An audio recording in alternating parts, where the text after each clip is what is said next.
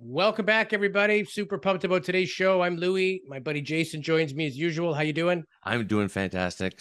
Good. Today's guest is somebody who is involved with the Marley Woods project, which is very similar to Skinwalker Ranch. We're talking crazy things like cryptids and Bigfoots and UFOs and orbs and all the rest. He's also the host and one of the cast members of the newest TV show UFO Witness. So we asked him about that as well today. I'm super pumped. Let's get right into this.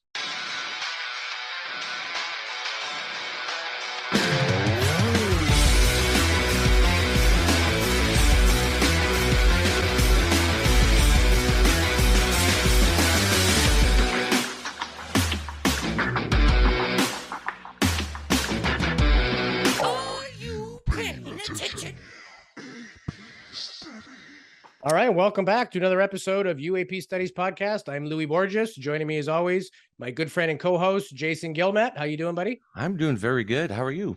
I'm doing really good. We decided to don some blazers today, kind of spice it up a little bit. We got a fancy new video reel with our intro, so we're pumped about that. And very pumped about our guest today. This gentleman's appeared on Coast to Coast. He's been on television. He's a MUFON member. He is the director of the Ted Phillips Marley Woods Research Center.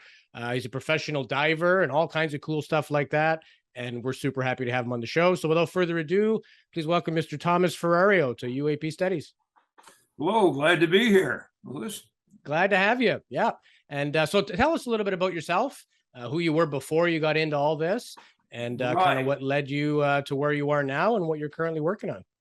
Well, I'll just tell you, it's a long story and I'll just cut it short, but I've been in ufology basically all my life through family, some had personal experiences, and I grew up in a small town, rural community.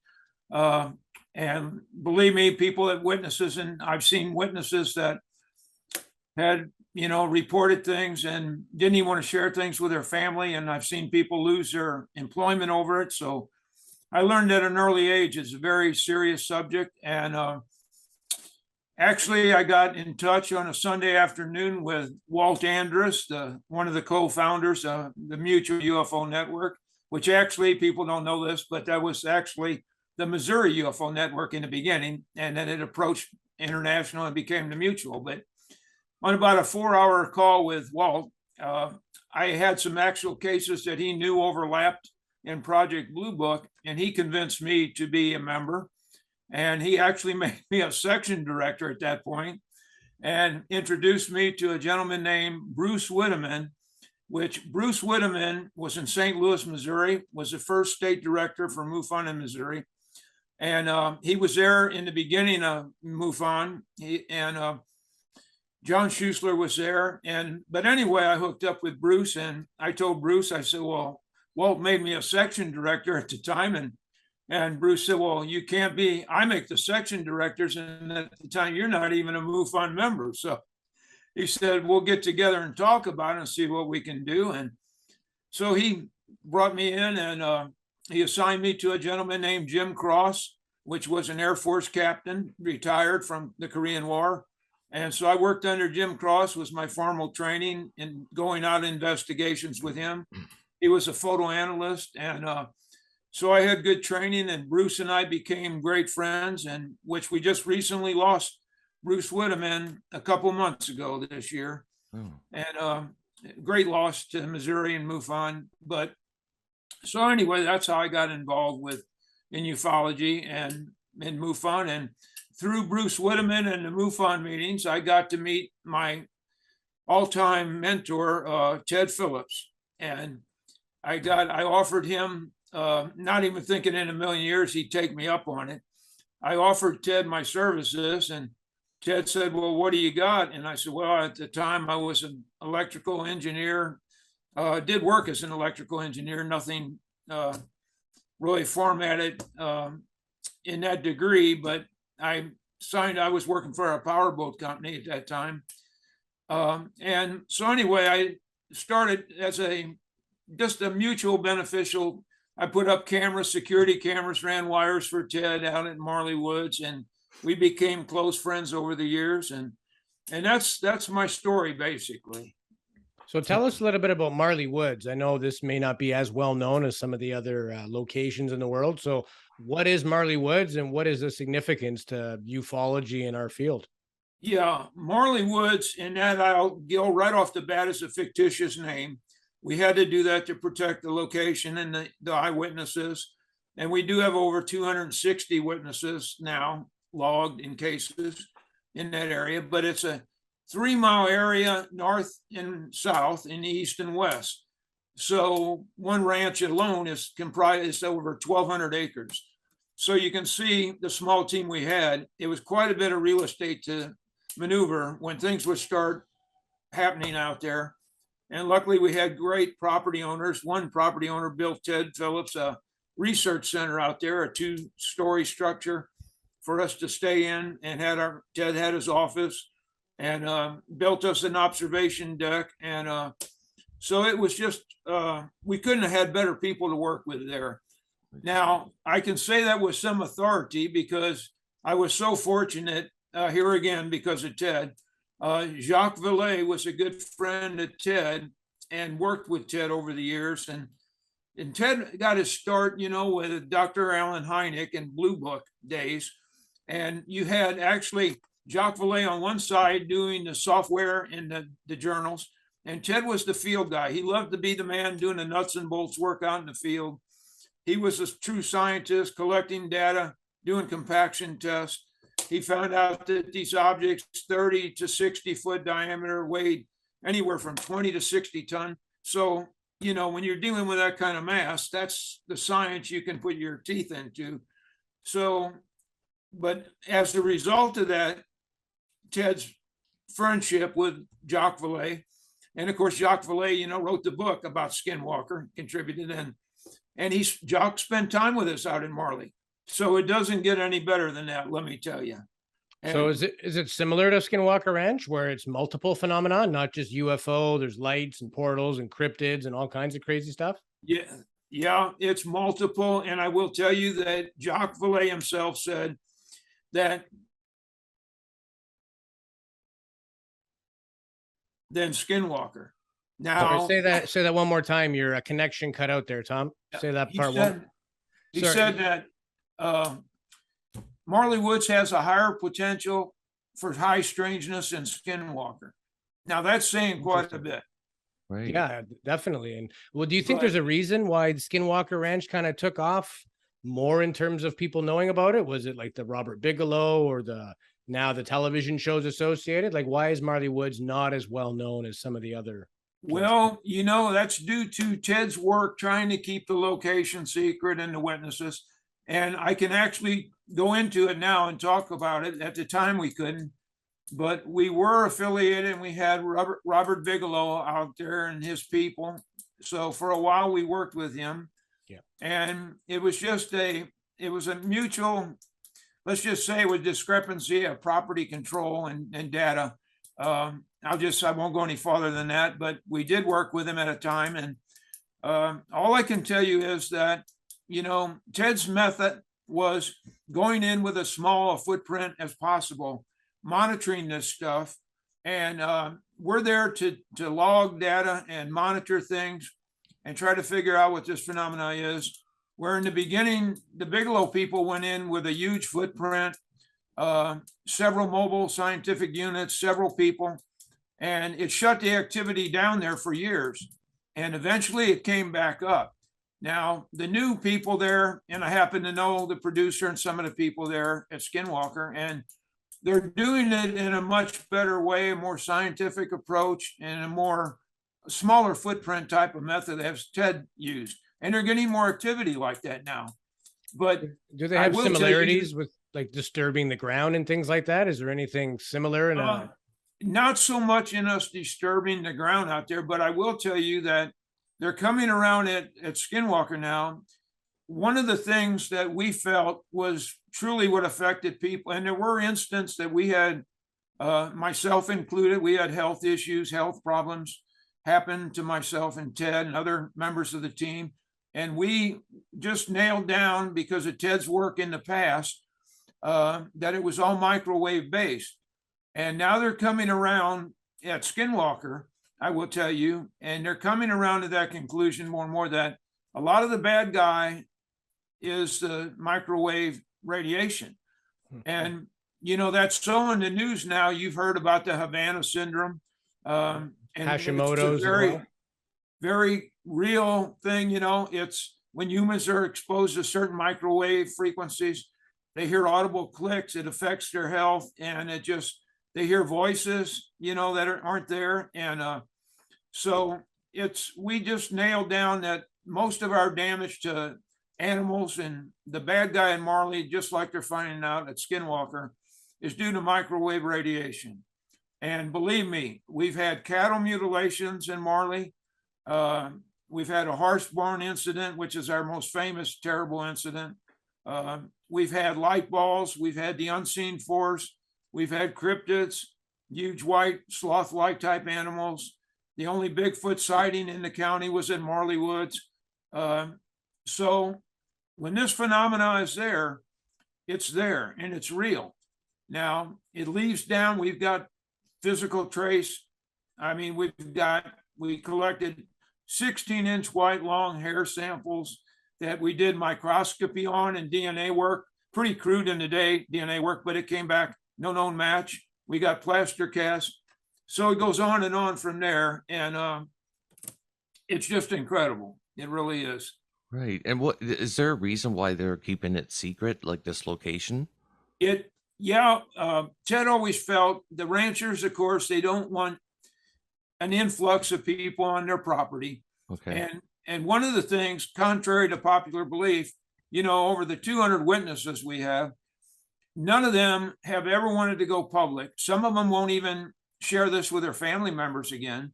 So there's no financial gain. There's no reason on earth why this stuff would be made up or be fictitious.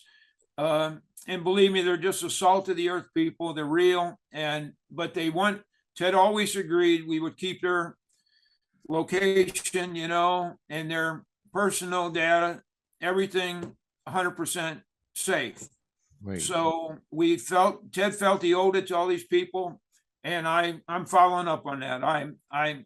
And believe me, it is so hard. We have so many people over the years, some that don't think they know the location and they don't, and some that find their way onto the property. So I will just say at this point, please, one of the property owners' nephew is actually a deputy sheriff. They've taken his private property. You'll be trespassing if you get out there. You can't get to where most of the occurrences happen. You can't, it's gated, it's fenced off. You can't get to the locations. So it really won't do you any good to try to get on this property. So, respect these people's wishes. And I know myself, I know everybody'd like to be there and observe this stuff. And that was always Ted's wish. We're hoping in the future with the new technologies out there, cell type trail cameras.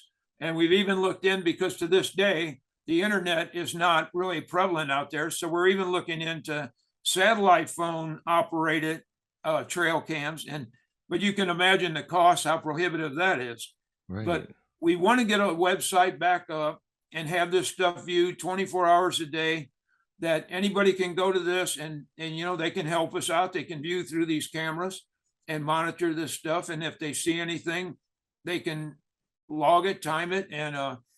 And so that's the way we'd like to bring people into Marley Woods and be beneficial to everybody. What do you think it is? Do you think there's something buried there? Do you think it's environmental anomaly that makes it a hot spot? Like, what do you think is actually causing this phenomenon? I wished I could tell you, but I will. The one thing I can absolutely say, and I know this steps on a lot of ufologists' toes here, but I can only go with the people I've known, like a gentleman now. I don't know if you've heard of Ray Stanford, is a good friend of mine. He wrote the book Saucer in the Pentagon's Closet. He's a self-taught paleontologist. He worked in back engineering in ufology on craft debris. Jacques Vallée, Ted Phillips, and Alan Hynek. But I will tell you, and Jacques put it the best way I've ever heard. He said that We have evidence that the phenomena has the ability to create a distortion of the sense of reality to substitute artificial sensations for the real ones. Now, what that means is that this phenomena is dimensionally based, it's frequency driven, it has the ability to change your perception of reality or what you're visually seeing. Now, that doesn't mean something's not there. It very much is there, and we found that out. But we do believe this has the ability of sometimes what you're seeing, whether it be cryptids or, you know, like Ted used to say, the little gray guys or the whatever type of perceived alien it is, you always have to keep in the back of your mind that, is this really something physical, or is this something that I'm seeing? Am I seeing what it wants me to perceive and see? And so often with cryptids out there, you know, and when this stuff comes dimensionally based through the dimensional boundaries, it's as real as you and I. Lays down physical trace. We've found it, we've seen it. But when it's not there, it's not there. And do we believe there's a living, breeding population of large, white, sloth-like 400-pound animals breeding at Marley? We absolutely know there isn't. But when this stuff comes through the dimensional boundaries, which seem to be weakening, I will tell you, that's why you're seeing it in more locations like Marley around the world right now. It's as real as you and I are. But we always were taught by people like Jock and Hynek, and like Ted said, Hynek always said, Ted, this is so much more than a little green guy coming here from Alpha Centauri. That's too simplistic. This stuff is all dimensionally based. And when it comes through, it's interdimensional. It's not interplanetary. Now, there's a difference there I will go into, that meaning it's interdimensional. Through that aspect, it can be interplanetary. But did all the great names in ufology that I've met, and if I have to put my money on anybody, I'll put it on these people. I'll put it on what they've come away with, and that just the physics and everything coming from light years away is really impossible. Dimensionally based, coming through that aspect of it, it is possible. So, and that being said, that I will tell you, that angers a lot of ufologists, and they don't want to hear that. Well, we've covered several different aspects. Like we also covered the extra tempestrial models, and but the ones from another dimension, we haven't covered that as much. We obviously talked about Skinwalker Ranch. Some weird stuff happened there, and it looks like it's interdimensional. Like people are mentioning portals and stuff like that. Did anybody report portals in that area as well? Yes. We absolutely, Ted has taken imagery and torn them apart. And when you get into what we call the light mass, it was in the northern ranch, usually territory, acreage. He actually pulled this through high magnification, and I have imagery of, it looks absolutely like a doorway or portal. And Ted always said here at this aspect, he said, Tom, in my early days when I was a nuts and bolts man, if I would have said portal, I wish you would have just smacked me. But he said he came to believe exactly what Alan thought, and Jock and so many, that this stuff is dimensionally based, and their portals open up at precise times, and this stuff comes in and out.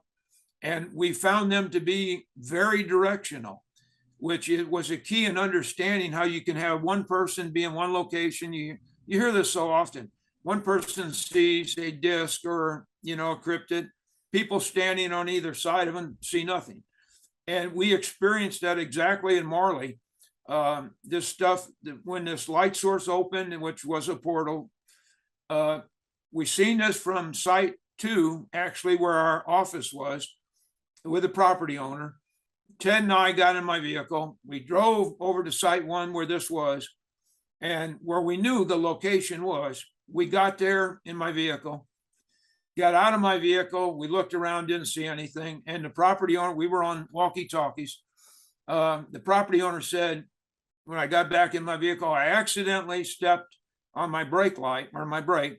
He seen my tail light, my brake lights came on, and he said, "You guys are right next to the light source." Now that was very, informative to us, because we got back out. We could see nothing of this light source. I mean, nothing, absolutely nothing. So But the property owner, sorry, sir. So you could see it from a distance, but right, if you were in close proximity to it, you could not see it. right. We Okay. weren't from that vantage point. And he could see my tail lights, my backup lights or brake lights coming on right next to the light source. Wow. And we see no artifact of it whatsoever. So how do you explain that, except we learn it's very directional? And so the high strangeness in Marley goes on and on. 3 generations there that we know of. We tried to get some Native American input in it, but there is none there. And we just recently found out in the last 5 years at the one spring, there was actually a large Native encampment there at one time, hundreds of years ago. So, but that was the first time we found evidence of Native Americans. Okay. But there's no presence there, so we don't know how far it goes back. But we suspect it goes back into the Native American culture, and but it's just an incredible place, and why it's there, and what sets us apart from any other location like Skinwalker, we have no idea, and it drove Ted crazy. Sure. We explored caves. We went through, property owners said they thought they seen the light bulbs going in and out of the caves. And some caves in close proximity to Marley. We feel that there's large cave complexes could have went under Marley, but we never found anything in these caves. So there is that. And similar to Skinwalker Ranch too, with the Navajo legends, and it tells you that this has been going on a long time. If this has already made its way into the folklore of a culture, it's not just something new, and it's something they felt profound enough to put in the record so that future generations would be educated about it. So, Right. and do you know of any other places in the US that have this type of phenomenon other than Marley Woods and Skinwalker? Do you know of any others? I'm being aware, actually, there's another place in Missouri I'm being aware of.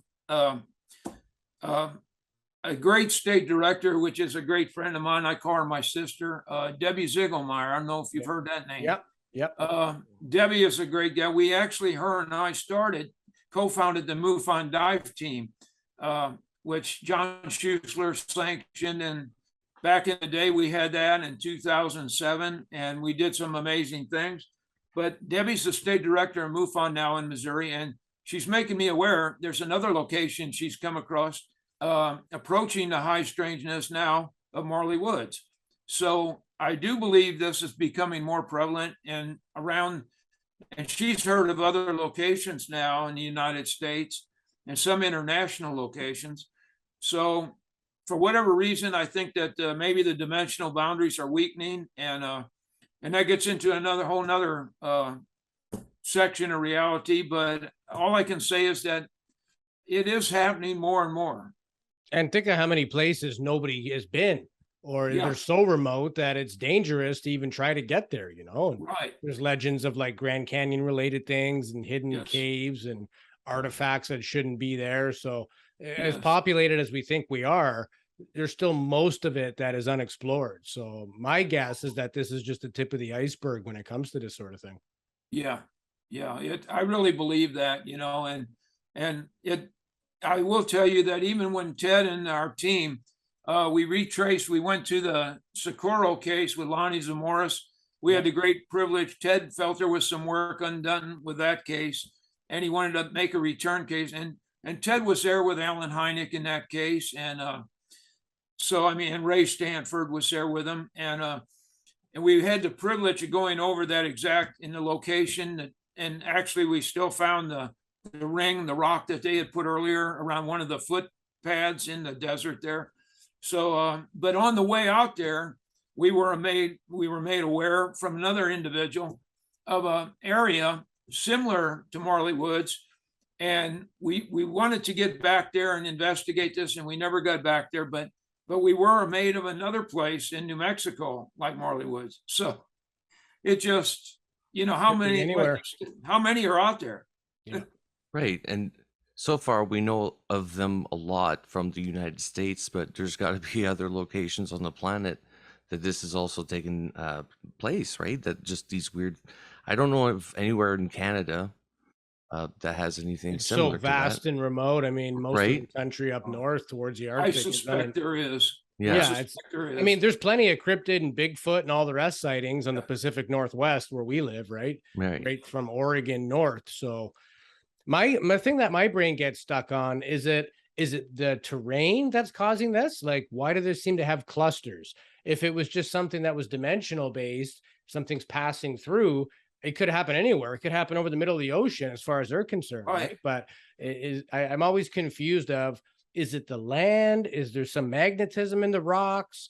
Is there some energy? Maybe is there like a ship that's crashed or something and that's emitting radiation, or the more you try to pin it down, the stranger it becomes and the harder it is to really get anything, Yeah. And we tried, Ted, it drove him crazy.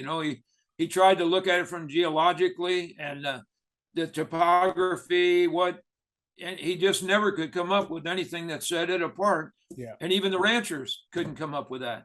But I mean, they dealt with cattle mutilation, and the most that's where the typical cattle mutilation, exactly like you hear. Right. I've got a good friend, Chris O'Brien, and it's similar to a lot of Chris's work that we did. And then our horse barn incident, this horse, and I don't know if you heard of that, but that was one of the most graphic. Yeah, I was going to say, could you elaborate on that story?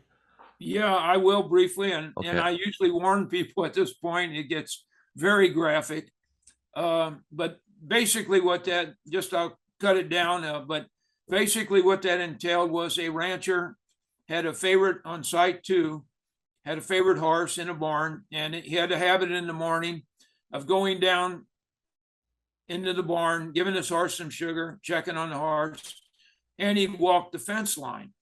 Now, this particular morning, he did that, and he walked the fence line. He was within sight of the barn the whole time, about 3/4 of a mile away. Heard absolutely no sound, no wind, no weather. On the way back to the house, he noticed that the gate was ajar on the barn, and he knew he didn't do that. As he goes in the barn, what he finds, like he described, was just like a slaughterhouse. He finds this horse like it exploded. He finds chunks of horse flesh on the rafters, on the sides, blood all over. This, what had been a perfectly good horse, Right. just within half an hour, had literally blown up. Now, unfortunately, we always wanted a full-time presence there, Marley. We got back, it was almost 7 weeks before we could get back after this happened. We took blood samples, soil samples. We found no anomalies, no explosives, nothing like that. And Ted getting back with people he knew, and he had actually overseas, because Ted had a lot of people don't know this, but when Alan Hynek had prior engagements or was in bad health, Ted filled in for Alan worldwide. I think it was 13 different countries. And Ted had come across similar things like this. And they had nailed down that this was microwave in origin. And as Ted said, that the way the rancher expressed it and what we seen, it was if this horse had been put in a microwave oven and exploded. But absolutely no noise, no sound. And so what does this, Yeah, like a pizza It makes pop. no sense. And why? Yeah. Crazy. It's almost like the horse was in the wrong spot. There was a burst of energy there. It happened to be within him, and science took over, and that was it. Right. That's nuts. Now, do we think it was done out of a malicious act, or was it just the artifact of it being in the technology of this phenomena at the precise moment? Yeah. We don't know. We think possibly it's a little bit of both.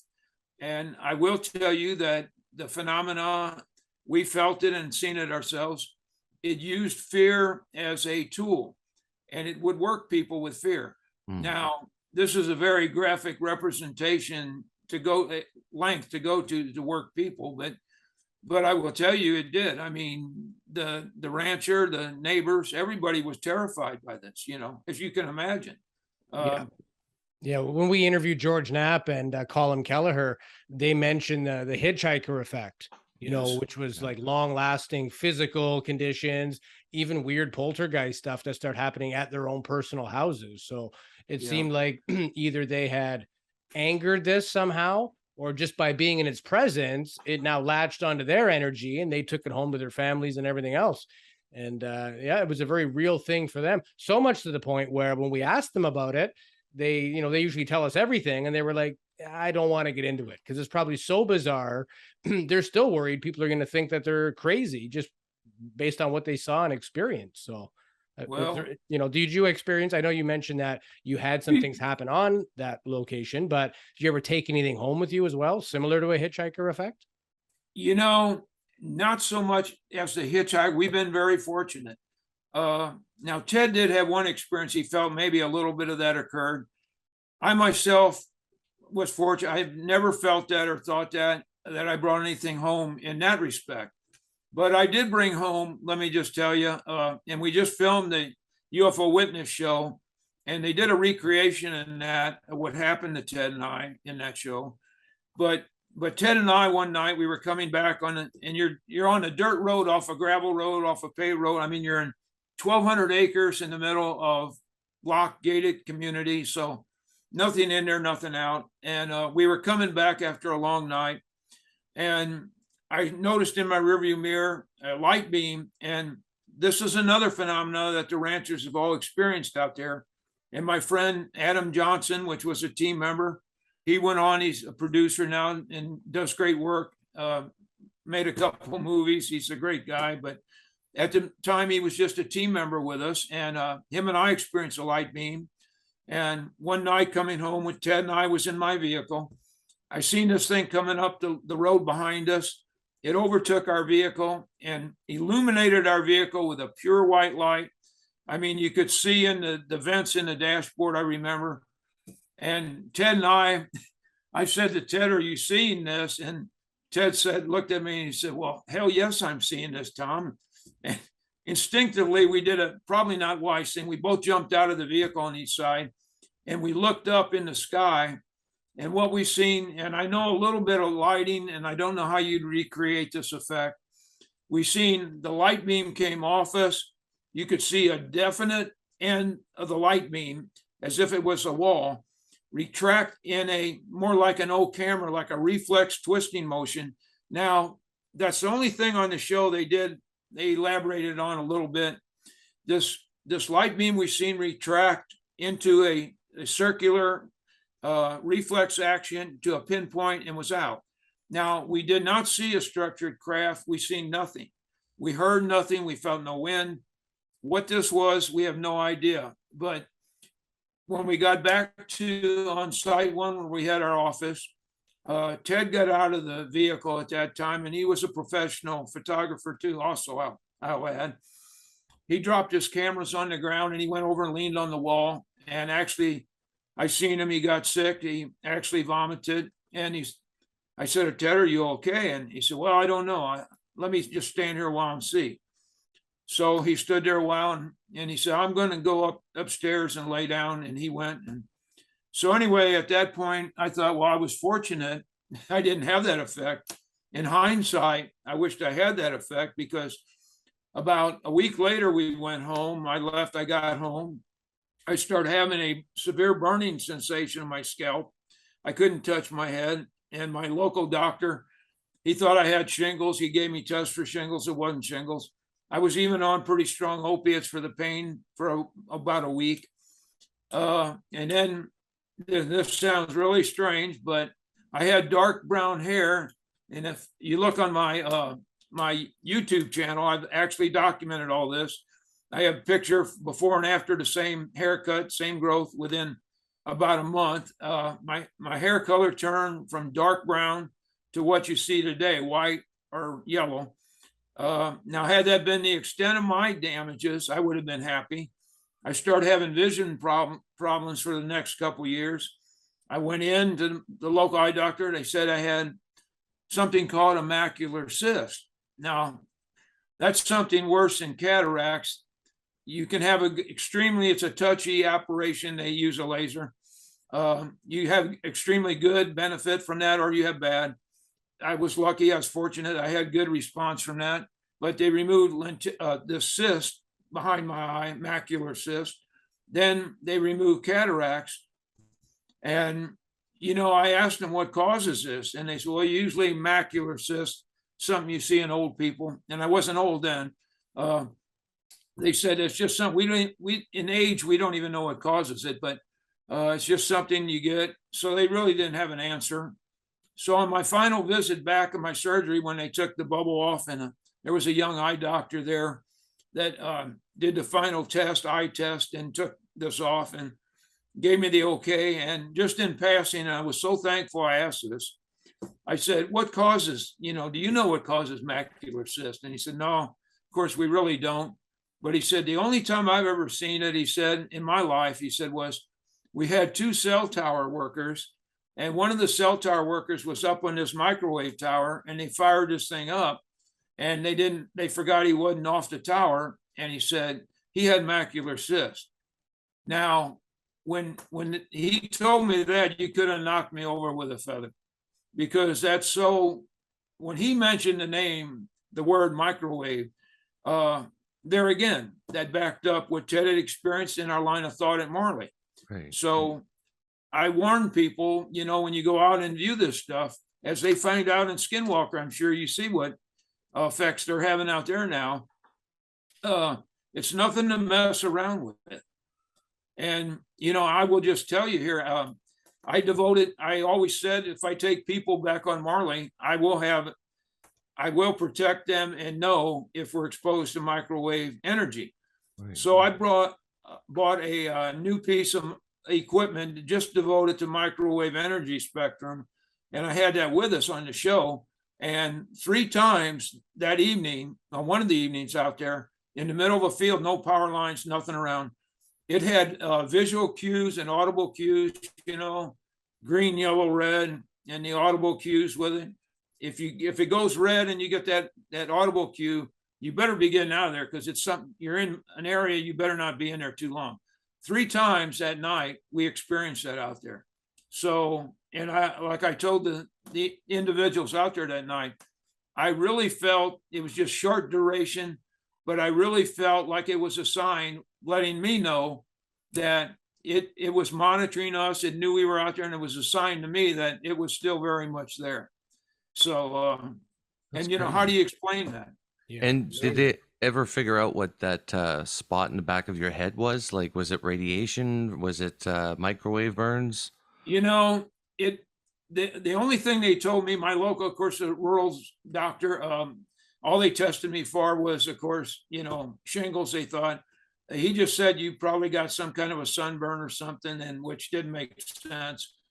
So no, they didn't go any more. I wish we would have at that time.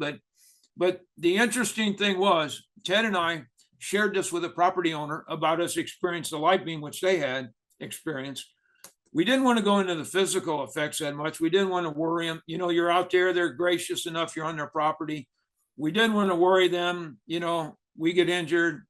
And this was the farthest thing from our mind, or Ted's, that we would never come back on a property owner. But we didn't want to give them the thought, are they going to sue us? It's right. Whatever. The liability. Well, yeah, it's absolutely. And here's where I always tell people, always share. We weren't completely honest with them. We didn't mention that effect. And, years after Ted passed, I was speaking with the property owner at Site 1, and I felt I just had to mention it to him. And the property owner, again, you could have knocked me over with a feather, because he said he experienced the light beam, which is a strong light beam they described coming down, like it's in a hunting motion going across the field, the timber. And it came up to them several times. And the property owner told me, when I told him about my scalp being burned or sore, and he said, well, I had that several times, Tom. And I said, you what? I said, you never said that. And he said, well, you never told me either that you had that experience. So had we known that and shared that with the man at the time, and got that input, like Ted always had to have, we had to prove things, have 3 witnesses and prove things 3 times before Ted would document it. So that would have gone a long way in confirming what we experienced. Yeah. But it happens, and they're having this now at Skinwalker, Yeah. So you say you didn't see a structure or anything like that behind this light, but did it look like there possibly could have just been something that's hidden behind that? Like, how did there? It very much could have been cloaked. This thing retracted, like I said, with a twisting reflex motion into a pinpoint, and then it was just gone. Right. We didn't see a craft. Now, that's not to say there wasn't. Now, the time with Adam Johnson and I, we were in a deer stand filming, and Adam had great camera equipment for the day. And we were up there like 4 hours in, I think it got down to like 16 degrees. And so if you've ever spent, that amount of time in that type of temperature, we were just frozen. And it was like 2 a.m, 3 a.m. And we were closing up. And that's the other thing, this phenomena, as Ted said, it has an intelligence to it. It always knows your weakest moments. And when you're not prepared, that's when this stuff will happen. So we were closing up, which is a very stupid thing to do. We had our cameras put up, and we were getting down from the deer stand, and I noticed the light coming over Adam's shoulder in the deer stand. It went down into a field and swept across a 7-acre field into the timber, and it went out. And then the vantage point, the source, was over that timber, and the light went across the field and came right up to the bottom of the deer stand where Adam and I were getting ready to get out of.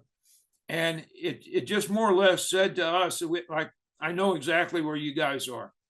And the minute it started coming up, got to the bottom of the deer stand, the light just went out, and that was it. And there again, Ted was in another field. He should have seen this from his location.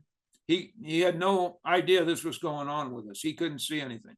So, you're dealing with an intelligence, and we proved it so many times that it's just phenomenal, and how do you explain that? But we've also explored a lot on people that have been abducted and people that have had close encounters with orbs, and they always come away with some sort of sickness or ailment shortly afterwards, right? Yeah. A lot of these abductees that we've talked to, they all have some medical issues with them, or went through a period where they had some physical, trauma or just weird diseases that popped out of nowhere. What was the one, Louis, that the famous one? I think it was Hashimoto's. That's Hashimoto's. Colin Kelleher. Yeah, just weird autoimmune diseases that, basically nobody had ever heard of. And these people were getting diagnosed with it, kind of like a macular cyst. Like, who do you know that's ever had one of those? So they seem to spur on weird things that normally wouldn't form. And I mean, if it is microwaves, that makes a lot of sense. Right. And it just goes on and on into so many realms. And I would just like to urge people to go to, you can just Google my name or my YouTube channel. It's free. I've got several movies, everything in Marley, Ted's early work. I got several movies up there free you can go to and view. And I have a very great, after Ted passed away, I did an interview. Jacques Vallée did a tribute to Ted, and Jacques speaks about his time in Marley. And one particular instance he recounts is when Jacques stayed with us out there. And we also had another guest, some of the people that dropped in with us. Douglas Trumbull was staying with us. And, Douglas Trumbull is a special effects master, 2001 Space Odyssey, Brainstorm, and on, Close Encounters. But Douglas stayed. He was very much making camera equipment, high-tech stuff to try to catch, the phenomena. And Douglas was out there with us, and Jock was out there. And we had an old cabin on Marley out there, and it was raining the particular evening, and the property owner was out there, and Douglas wanted to put this high-tech piece of equipment in the cabin facing the north window. And this thing was, I bet the whole configuration probably weighed 75, 80 pounds on a heavy tripod, put it in the cabin at the north window, locked it down. And we left that night. This was going to run all night. We left the cabin. The property owner locked the door, and the property owner doesn't live there on that where we were staying. He left. The next morning we go in, and Jacques Vallée talks about this in this tribute to Ted. It's so great to hear the man talk about his time in Marley. And he tells about how the next morning we go in this cabin, and Douglas goes in to check his camera equipment, and he comes back out towards us before we could get in the door. And he more or less accused somebody. He said, who's in this room? He used a little bit more graphic language than this, but he said, who's screwing with me right now and screwed around with his camera? And we said, well, why? And he said, well, come in here. And we went in, and Jock talks about how this heavy piece of camera equipment on this tripod was turned 30 degrees away from the window, facing the wall. Now, how do you explain that? Yeah, because that's pretty heavy equipment, right? Yeah. I mean, and it's not going to move on its own in a locked cabin, right? Yeah. And it's so similar to the stuff I will tell you that Bigelow experienced and told us what went on at Skinwalker. They set up high-speed cameras, and this sounds boring as hell to a novice, but they set up high-speed cameras on a tabletop with a set of keys. Now, well, why would they do that? But they actually had 3 high-speed cameras on a set of keys on this table at Skinwalker. And here, what had occurred was, within these 3 cameras, this set of keys would go from point A, B, C around the table and not be caught moving on high-speed cameras. Now, the only way they could explain that was this is dimensionally based. This actually morphed it like it went through a portal. It reappeared, in another location, because if it had moved in our realm, these cameras would have well caught this action, but it just would show up point A, B, and C and back and forth like that. Now, how do you explain that? So I've even seen trail cam footage from Skinwalker Ranch where, they're motion activated. Anything goes near it, it goes off. So they have the reel, and it was focused at like the base of a tree, and it was in the snow. So the snow is perfectly undisturbed, and it's like 5 frames like that. All of a sudden there's like a wolf footprint, but there's no sign of the animal that made it. The print just came out of nowhere, but there was no flesh or mass that was associated with the print. And as they run the reel, you could see it. It's like nothing, and then a print. Well, how does that happen? That's so often, like, we had the property owner would send us imagery and we'd check it when we could get out there. But on a winter morning, he had a pond and real thin ice, just with a light coat of snow on it. And he found 13-inch diameter, 3-toed tracks going across this pond and terminating in the center of the pond. Now, that amount of mass there and weight to 13-inch track, 3-toe, what could do that? When the property owner went to step on the ice, he broke through with his weight. So how do you lay down, how does anything with that unless dimensionally this stuff was in the process of morphing in and out, but it goes on and on like that, the high strangeness, no explanations, but that's what we dealt with. What are some of the best lessons that you've learned from Ted Phillips? I'll tell you, it's what I've learned from Ted is so many researchers like to go in and interject things in an area. And I love his approach. Just, you're there to monitor. Don't bring in interject anything else foreign in the area than what is there, and go from that point of view. And the high strangeness, and it goes on to that there's an intelligence there that you're dealing with. And, my first trip there to Marley, we slept upstairs in an area for the team. They had like a bedroom office combination, the kitchen below. And, but when we were sleeping up there, Ted told me of the phenomena about it. And I heard Ted in the beginning, and I didn't pay too much attention to it. And anything Ted Phillips ever said, you better take as gospel, because I mean, he was the real artifact. But one evening I was up there and we didn't go out. Typically we go out, unlike, and so many ufologists know, and they're in the paranormal world, that usually 12 a.m. is not the bewitching hour. It tends to be 3 a.m. more than 12, but we usually go out at 3 a.m., sometimes earlier. And one particular morning we just slept in, and I remember it was about 3, 4 in the morning, and something shook me and woke me up, and I just had this overwhelming sense of euphoria, joy, and I just thought I was going to go out on the deck and see the mothership. I mean, I can't describe that. Something physically shook me, woke me up, and I just had this feeling of euphoria. I ran out on the deck, then it went to depression almost. There was nothing there, nothing. And bummed out. Yeah. And so I go in and made a very unwise move. One thing you didn't want to do, though, is wake Ted Phillips in the morning if he was sleeping the few times he did sleep. And I woke Ted and I explained to Ted what happened, and looking for some kind of substantial response, something, scientific. And Ted just looked at me and he said, "Well, Tom, welcome to Marley," he said. So that was my first experience. This thing drew you out of bed? Like you were euphoric the whole time from leaving your room to going outside? Yeah, it physically shook me. I mean, I woke up, I felt something shake, like somebody grabbed my arm and was shaking me. Right. And there was nothing there. And I just had this euphoria.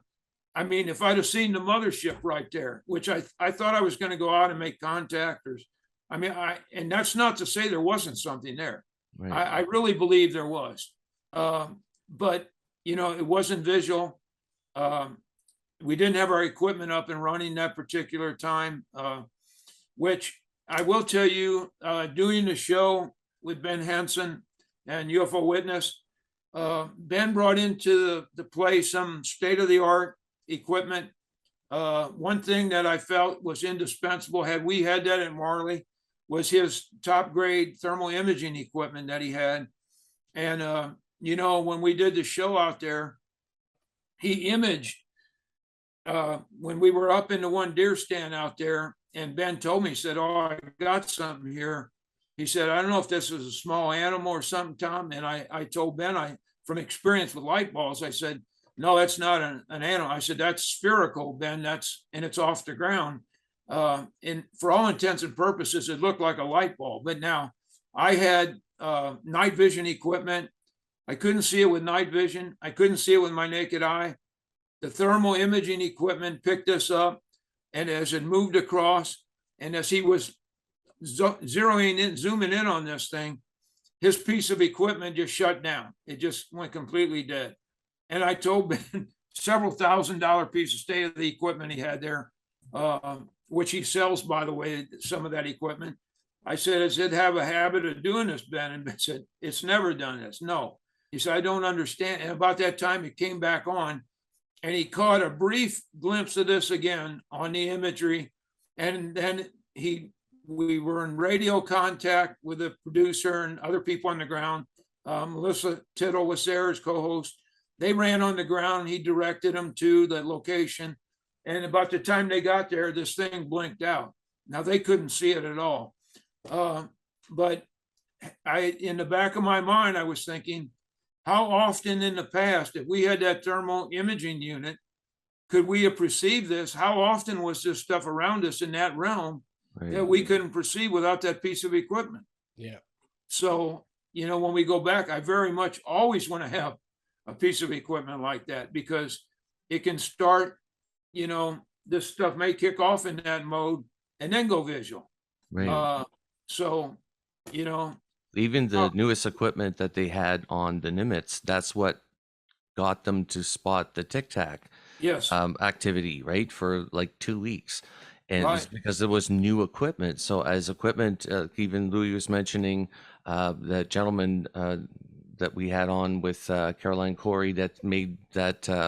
David Mason. David Mason. Oh, man, I'm so bad with names. But David Mason's just the ingenuity that these people have are coming up with ideas of like how to spot these things on different spectrums now. When we're talking about the radiation that is coming from this Marley Woods, is it coming from the ground? Is it coming from above, do you think? You know, here again, we more or less, we believe it's coming down. It's coming, it's not, its source isn't the ground. Okay. We feel that what we dealt with was coming out of the sky. And in everything that we dealt with, we just believed that. Right. So, and again, you know, when we were out there filming in my piece of equipment, I got a stronger reading as I raised my arm with it. And if I would go down towards the ground, it would tend to go down a couple degrees in intensity. So I very much think now what we experienced was coming from, it was sky-based or dimensionally based over us. So, but now that's not to say, you know, a skinwalker, it seems at times to be coming from everywhere, you Right. know, so. When we interviewed Thomas Winterton from Skinwalker Ranch, he basically told us the same thing, that at a certain point in the sky, I forget if it was a couple 100 feet or 1,400, sticks out in my mind for some reason, but a lot of their experiments were to put weather balloons with instrumentation on it to be able to get it up into that zone, because, you know, the closer they would get to it, that's where the anomalous things seem to happen. So Right, very right. similarly, they believe the source to be in the sky as well. Not even though they get readings from the ground, the strongest ones tend to be kind of mid-sky sort of thing. Yeah, and I will tell you that the technology of the day, had we had the drone technology that they have now, Ted was so far ahead of his time in that realm too. And I will tell you, Ted was taking model airplanes and helicopters, trying to attach cameras to them, because he always envisioned, his dream was, when we seen the light source come on, he was going to fly this right into this portal and see what he could get, and if he could make it there. Now, had we had the drone technology that, you know, that you have now, Yeah. it could have well been done, you know. But there again, you have to realize this stuff, the intelligence you're dealing with, would it have let us do this? You know, maybe not. Yeah. Because it controlled us. We didn't control. Ted always called Marley his living laboratory. And by the end, and even Jacques Vallée and others had said that he felt that we were in its living laboratory. You know, it was Right. monitoring, exploring, experimenting with us. And as Ted said so much, you know, he loved the structured craft, the nuts and bolts stuff, the tonnage. And like he said, when our technology increased, it went into the light ball arena. You know, the light balls are so prevalent now, and he felt like they lowered their risk factor as our technology increased. You know, they lowered their risk factor in more like a ROV using natural elements, light being, you know, or whatever. And if you have a structured craft, you can prove it. If you have a light ball, when it's there, it's there. When it's gone, you got nothing. Right. You got no residue. Usually there has been cases where there's been residue, but you know, more or less, that's what that's the one thing he learned over the years, that the intelligence lowers its risk. It's constantly adapting. The intelligence, it's working you out there, and you just can't get ahead of it. And as you've seen on Skinwalker, there was a gentleman there in their conference room that told them in that one, you know, episode, and I love that episode, where he said, "You people think you're in control of this and you're on top of it." He said, "Let me tell you, it's controlling you, it's working you." Yeah. So and that's exactly what we found to be true. Have you found any, like, because I've asked this before, but to some other guests, but like spiritual people, do they have a different effect in that area? Like, are they more open, receptive to the weird phenomenon? I will tell you that, and this isn't again in a realm where ufologists, if you go here, they'll throw rocks at you, I know, and but we experience things ourselves. And I will tell you that the older individuals, witnesses, some of them around Marley, the more religious people, some of them, and most of the people, for whatever reason, seem to have the knack. They can perceive this stuff before it's going to start. Now, some of the older people, they'll go in their house, they'll lock the doors, they'll pull the shades down. They view it as being demonic, and they won't go outside when they think this stuff is going to start. Oh, wow. Now, over the years, there's other individuals, I will tell you, in the area back in the 20s, they used to go to this location with picnic tables and folding chairs and use it as a source of entertainment sometime and watch the light balls. And one instant, one field, they call it the twinkle lights, where the whole field, it looks like fireflies. There's little tiny lights come up from the ground and cover the whole field and just blink all night long. And so they used to use it, some individuals, as entertainment. But yes, some individuals have felt, and it's affected some people. There again, you can just, some aspects of it is we truly feel it is evil, and there is that presence at times. Like it's palpable, like you can feel it. Yes. Oh yeah. Okay. Yeah. Ben, I will tell you, and they might, I don't know how much they want this to be known, but Ben and Melissa that were out there, and Marley, they got shook a couple times. And one instance where Melissa was out there, we were out there filming, and all of a sudden, you have all the insect noise, and you can see this on the episode.